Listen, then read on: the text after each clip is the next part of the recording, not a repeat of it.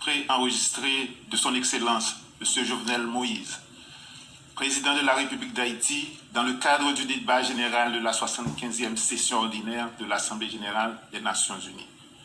Je vous remercie.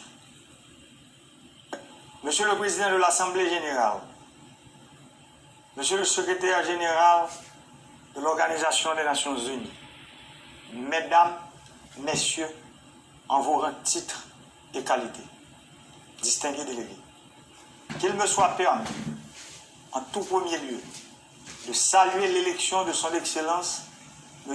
Volkan Bozkır, ministre des Affaires étrangères de la Turquie, comme président de la 75e session de l'Assemblée générale.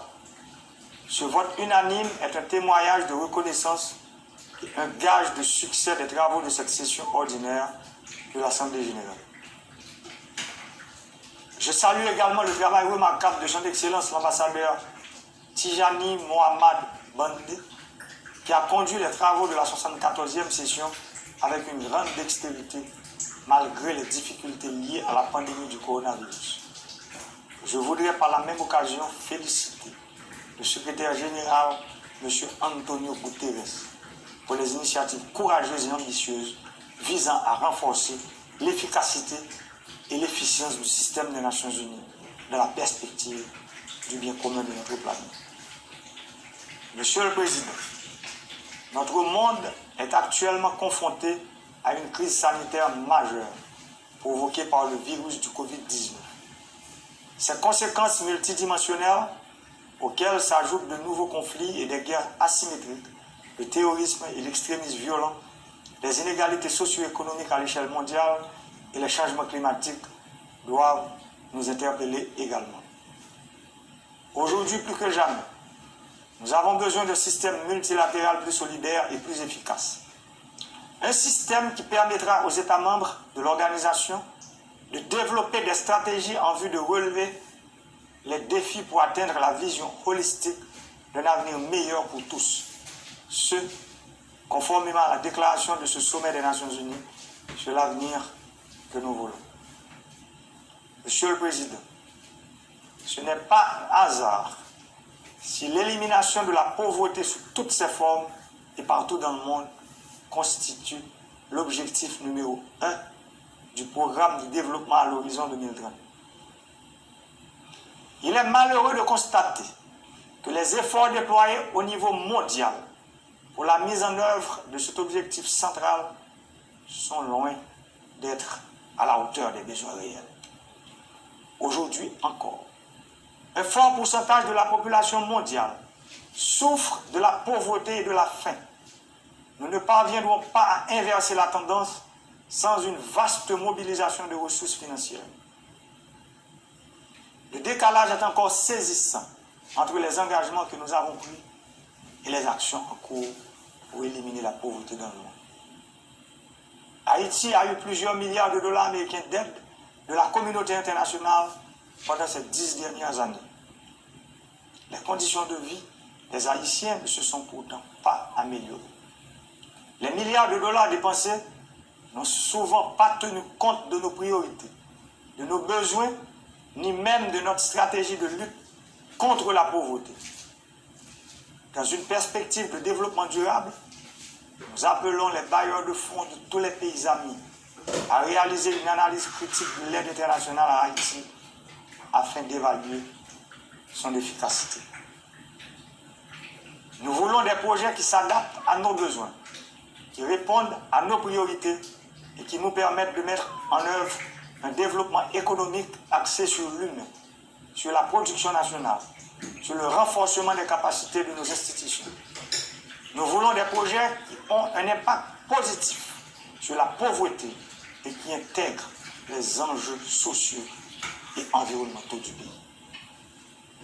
Certains bailleurs commencent à comprendre la nécessité de s'allier sur la volonté du gouvernement de la République d'Haïti en ce qui concerne le choix de ses priorités. Nous les félicitons. Monsieur le Président, nous sommes à 10 ans de la date butoir pour la réalisation pleine et entière des objectifs de développement durable. Beaucoup de pays ont déjà réalisé des progrès considérables en ce sens. D'autres, en dépit de leurs efforts, sont encore à la traîne. En Haïti, les besoins en termes d'urgence, de redressement et de développement à long terme demeurent immenses et exigent un investissement cohérent dans plusieurs domaines. En l'état actuel de mon pays, la poursuite des objectifs de développement durable constitue un défi majeur. Des efforts gigantesques et soutenus devraient être déployés dans les domaines prioritaires tels que les infrastructures routières, agricoles, électriques, numériques, portuaires, aéroportuaires, l'éducation, la couverture sanitaire, les logements sociaux, la mobilisation de l'investissement direct étranger, la reforestation, la protection de l'environnement, la relance de la production agricole, l'accès à l'énergie pour tous à partir de sources renouvelables et l'accès au crédit à tous, surtout aux jeunes et aux agriculteurs.